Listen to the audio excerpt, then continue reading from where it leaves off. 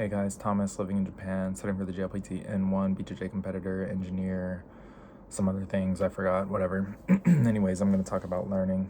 Today I'm going to talk about the fact that when you learn something new, maybe you learn a new piece of information, or you learn a new technique in jiu-jitsu, or you learn a new mechanic in a video game, or you learn a new piece of grammar in a language, which I don't really recommend doing, by the way, but language is kind of different than other skills. But anyways, what I want to talk about is that once you learn that new thing, it's going to take time to actually use that skill effectively, right? Because you kind of have learned it, right? You've kind of learned it, but you don't know when to apply it. You don't know a lot of nuances behind the skill. You don't know how the opponent's going to react to what you do. So for example, if you just learn like a triangle choke in jiu-jitsu, right?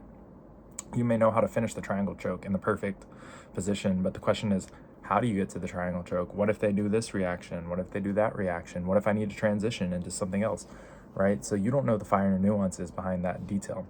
So while you're trying to implement that new technique you learned, while you're trying to learn how to actually use that technique in actual gameplay, you may actually see a dip in the quality of your play because you're focusing so much on that technique that maybe you're neglecting other parts of the game, or you just haven't mastered it completely and you're trying to figure out how to use it effectively.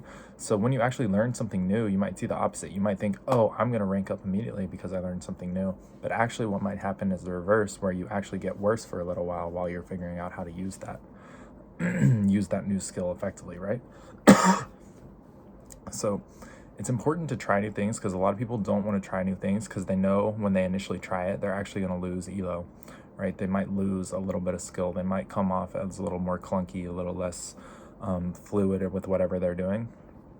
But actually in the long run, you're going to gain back even more elo because when you like figure out how to properly apply that into your current system you're using, into your current gameplay style, or into your BJJ game, whatever it is, you're actually going to be able to use it like really effectively, especially when you start to learn more and more nuances about it.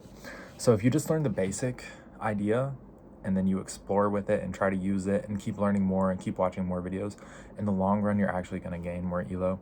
So yeah, it's important to remember, don't worry so much about the elo. If you drop down a little bit after learning something, it's not a big deal.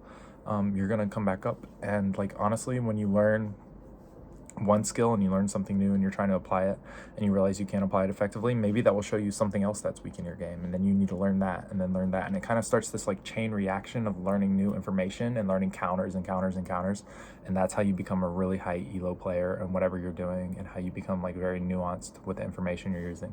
But yeah, it's important to remember, whenever you first start something, whenever you first add something, it always is a little more difficult than maybe you think it's going to be, and the results aren't always immediately effective. So yeah, keep that in mind. See you guys later.